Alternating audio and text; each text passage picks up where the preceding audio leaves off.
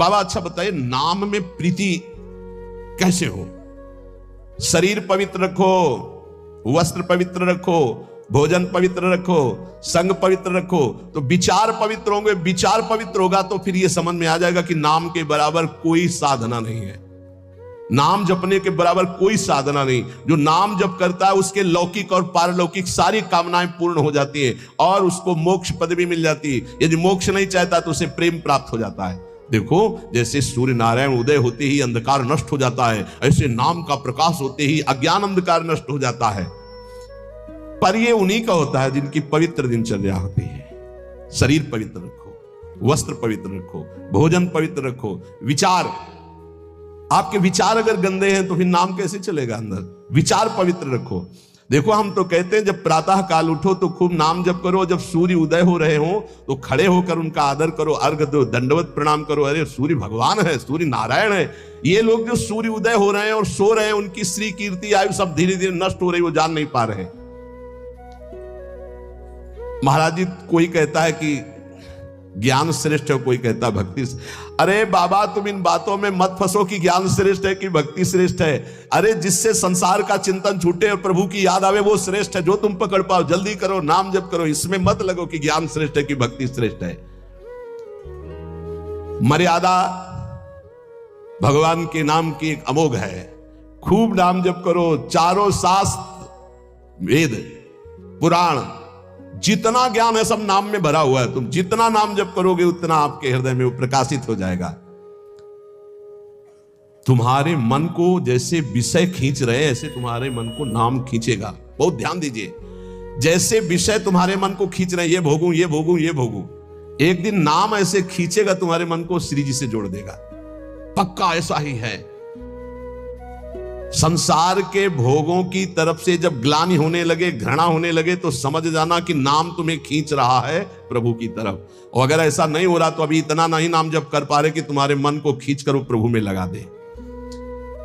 जिस प्रकार दीपक को हम जलाते हैं तो वो अपना प्रकाश करता है, और जब सूर्योदय होता है तो उसका अपना प्रकाश होता है। तो अन्य साधक सब दीपक की तरह प्रकाश करते हैं, और नाम जब प्रकाश करता है तो सूर्य की तरह प्रकाश करता है। मन का संपूर्ण अंधकार नाम जप से दूर हो जाता है। दीपक दूसरी कोठरी तक प्रकाश नहीं पहुंचा पाता, और जब सूर्य उदय होना होता है तो अंदर की गुफा में भी प्रकाश अपने आप पहुंच जाता है। तो स्थूल शरीर, सूक्ष्म शरीर, कारण शरीर, तीनों में ज्ञान का प्रकाश कर देने की सामर्थ्य अन्य साधनों में नहीं, नाम में है। यह प्रकाश इसलिए नहीं हो पाता कि तुम बुरे विचार, बुरा संग, बुरा भोजन, बुरे कर्म नहीं छोड़ पा रहे हो।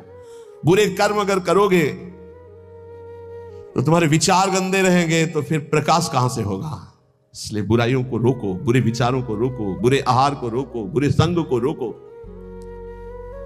देखो, कलिकाल की बड़ी महिमा है। इसमें नाम जप से बहुत जल्दी भगवत साक्षात्कार होता है। कलिकाल की एक महिमा है। कलयुग का एक विशेष प्रभाव है। कलयुग केवल नाम आधारा। अगर आप नाम जप कर रहे हैं तो इसमें बहुत जल्दी भगवत साक्षात्कार होता है। नाम जापक के हृदय में नित्य दिन अमृत बरसत सारे, मधुर मधुर ध्वनि बादर गरजत, कोटिन चंद्र सहस्र उजियारे। नित्य दिन अमृत बरसत सारे, ज्ञान का अमृत, प्रेम का अमृत, जो चाहिए वो नाम से सब बरसता है। बोले मधुर मधुर ध्वनि जैसे अंदर हुई, राधा राधा राधा, यही बादल की गर्जना है। करोड़ों चंद्रमा एक साथ उदय हो जाए, ऐसी शीतलता, ऐसा अमृत वर्षण, ऐसा आनंद, ऐसी चांदनी हृदय में नाम प्रकाशित करता है। सूरत कटोरी भरी भरी पीवे, पियत पियत छके अगर जियारे, मग्नानंद स्वरूप अखंडित पिया हेरत भय आप पियारे। स्वामी श्री मग्नानंद सरस्वती जी सेनपुर कह रहे कि सूरत माने स्मृति। स्मृति की कटोरी में भर भर करके नाम जो पी रहे हैं, वो पीते पीते इतने छक गए, इतने मगन हो गए कि बोले पिया हेरत भय आप पियारे। अपने प्रीतम का साक्षात्कार हुआ कि वो खुद प्यारे हो गए। पिया हेरत भय आप प्यारे, तस्मित जने भेदा भावात, ब्रह्मविद ब्रह्म भवत। लाली मेरे लाल की जित देखो तित लाल, और लाली देखकर मैं गई तो मैं भी हो गई लाल। तो बोले मगनानंद स्वरूप अखंडित पिया हेरत भय आप पियारे। नाम में ऐसी सामर्थ्य है, इसलिए साधक बता रहे महाराज जी, साधक के लिए, नाम जापक के लिए विषयी पुरुष का संग सबसे बड़ा पतन का हेतु है। नाम जापक को नाम में प्रेम पाने के लिए केवल नाम जापक संतों का संग करे, बस विषयी पुरुषों का संग न होने पावे। साधक को शरीर स्वस्थ रखने के लिए भोजन पाना जबान के स्वाद के लिए नहीं, खान पान का संयम रखो। भजन अपना कभी प्रकाशित ना होने पावे कि मैं इतना जप करता हूं, गुप्त रखो भजन को। अपने को भजनानंदी बनाओ, लेकिन भजनानंदी प्रकाशित मत करो।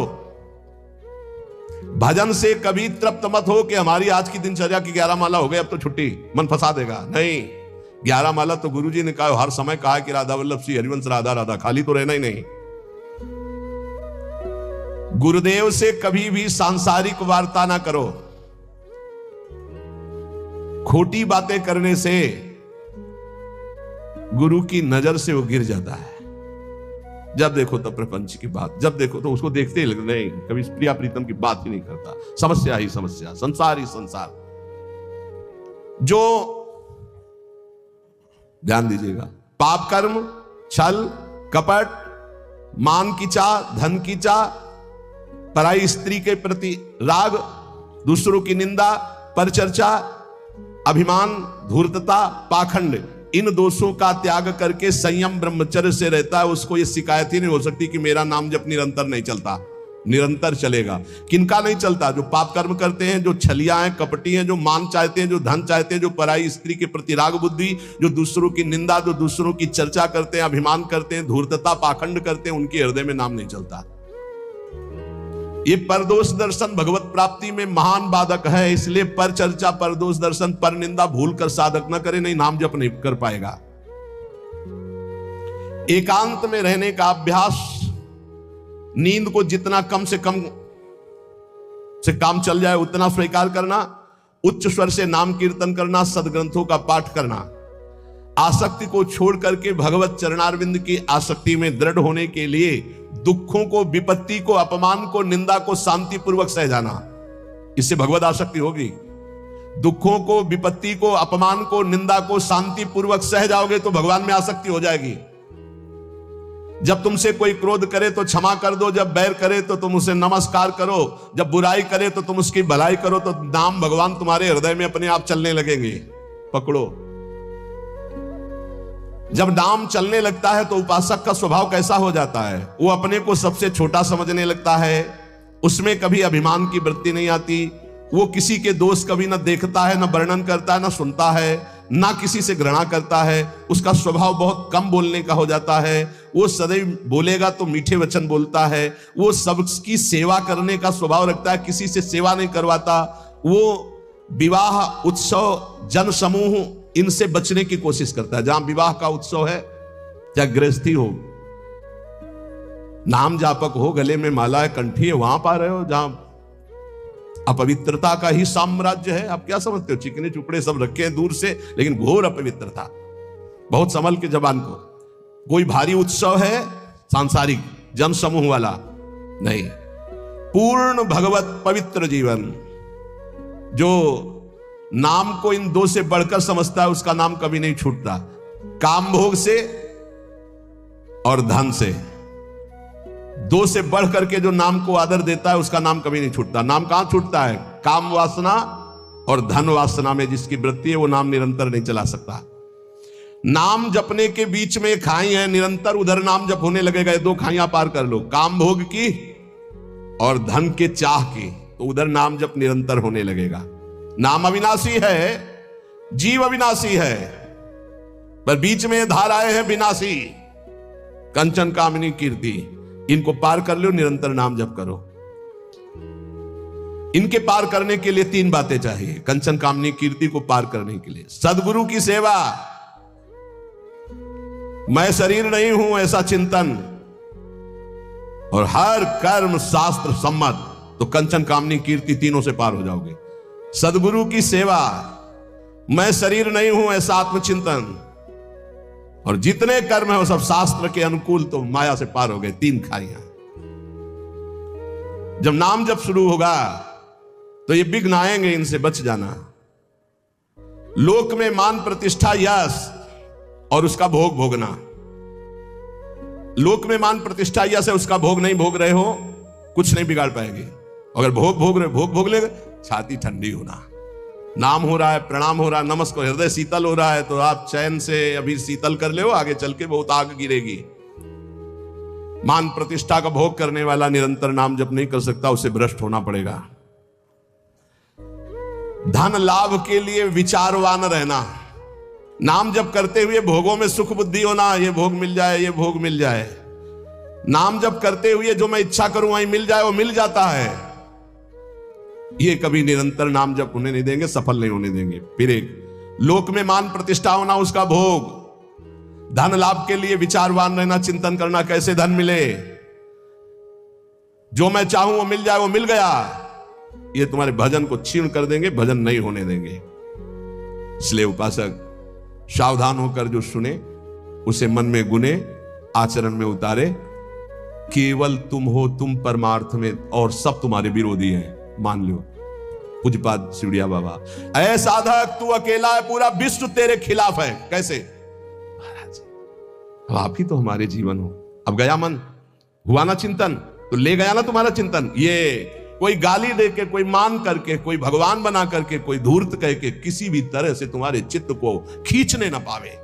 पूरा संसार तुम्हारे चिंतन को खींचने वाला है, तुम केवल अकेले अपने चिंतन को बचा के प्रभु में लगा दो। बस यही सूरवीरता है, यही पूरे संसार पर विजय प्राप्त करना है। और इसी के लिए ये चर्चा रोज हो। इनसे बचो, ये करो, ऐसे सावधान रहो। ये सत्संग केवल भगवत प्राप्ति के लिए। इसलिए हाथ जोड़कर प्रार्थना है, आप अपनी कृपा अपने ऊपर करके ये जो सुन रहे हो इसको आचरण में उतार लो। खूब नाम जप करो। मान लो अभी कोई तुम्हारा नहीं है, अभी आपकी नवीन अवस्था है, अभी वैराग्य पूर्वक रहो, खूब भजन करो। आगे चल करके तुम्हें जीवन में बहुत बढ़िया सुख मिलने वाला है।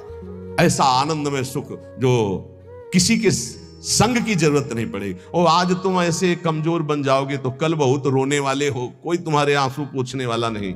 यहां जो आंसू पोंछने के लिए आता है ना, वो ऐसा और एक दर्द पैदा करता है कि और चिल्ला के रो, कोई आंसू पोंछने वाला नहीं। संसार में अगर तुम्हारे कोई आंसू पोंछे तो बचना, वो पूछेगा कम, ऐसी व्यवस्था और कर देगा कि तुम अभी तो धीरे से रो रहे, फिर और रोगे। ये संसार है। अगर आंसू पूछने के लिए आए तो केवल प्रिया लाल आवे तो विश्वास करना, अन्यथा तब तक अपने आंसुओं को पूछने मत देना किसी को। हमारी बात समझ लेना। कोई बहुत प्यार दुलार दिखा रहा है, बहुत बच्चों है, उसकी दृष्टि में कुछ तुम्हारे पास जिसके लिए वो तुम्हारे आंसू पूछ रहा है। तुम्हारे आंसू नहीं पूछ रहा है, वो अपनी कोई ना कोई वासना, कोई ना कोई इच्छा, कोई ना कुछ देख रहा है तुम में, इसीलिए। और जिस दिन तुम केवल प्रियालाल का इंतजार, जिसने बांधा है वही छोड़ेगा, जिसने रुलाया है वही आके पुचकारेगा। हमको इंतजार उनका करना है, तब तक रोना बंद नहीं करना है। बिन रोए किन पाइया प्रेम पियारा मीत, एकांत में बैठ के रो लाख समझाते हैं। अपने लिए दुनिया रो रही, बड़े बड़े मोटे आंसू गिरते हैं तो लालच लगता है, ये आंसू तो श्री जी के लिए। श्री जी की चर्चा में कभी नहीं रोना। कितने को ऐसे देखा है, श्री जी की बात पर श्री जी के लिए कभी नहीं रोना, और अपनी जरा सी बात पर तो इतने बढ़िया आंसू गिरते हैं, मोटे मोटे आंसू। अपनी प्रतिकूलता, अपनी अनुकूलता के लिए रोना आता है। भाई, ये संसारिक लक्षण है। भक्त के कभी आंसू भगवान के सिवा कहीं और गिर नहीं सकते, ये पहचान है। काट डालो तो भी आंसू नहीं आएंगे, वो उसके आंसू सिर्फ बिके हैं भगवान के लिए। अगर उसके आंसू ढलकेंगे, निकलेंगे तो केवल प्रियालाल के लिए। तो ऐसे बनो, प्रियालाल के लिए रो। संसार में कोई आपका नहीं है। ये हमारी बातें आपको लगेंगी कि हमारे तो बहुत है प्यार करने वाले, तो धिक्कार है भी तुम्हारी बुद्धि तुम्हें धोखा दे रही। जिस समय पवित्र बुद्धि होगी उस समय देखोगे एक हरि के सिवा कोई प्यार करने वाला नहीं। इसलिए हमारी प्रार्थना मान लो, ये 4 दिन की चांदनी है जो सभा लगी है, ये स्टेशन है। अपनी अपनी गाड़ी आई, छूट जाएगी, निकल जाओगे। तुम भी टिकट लेके बस ऐसे बैठे रहो कि मुझे बातचीत करते हुए समय व्यतीत करना है। किसकी बातचीत? प्रिया प्रीतम की। जाना हमें श्री जी के पास है। पता नहीं आप लोग ठान क्यों नहीं रहे कि मुझे जाना है श्री जी के पास। तैयारी है प्रिया प्रीतम के पास जाने की? तैयारी कर लो, हम कह रहे हैं तैयारी कर लो, एकदम गाड़ी आएगी एकदम। और ये इतनी रफ्तार की गाड़ी है कि सेकंड भर इंतजार नहीं होता कि दस्तखत कर दो। इसमें छूट नहीं है कि दस्तखत कर दो, लड़कवा दौड़ के आ जा ले दस्तखत करवा ले, ऐसे नहीं है। गाड़ी आई तो बस निकलो। और ये पहले से चयन कर लो, पहले से पता लगा लो, पहले से तैयारी कर लो कि तुम टिकट कहां के लिए हो।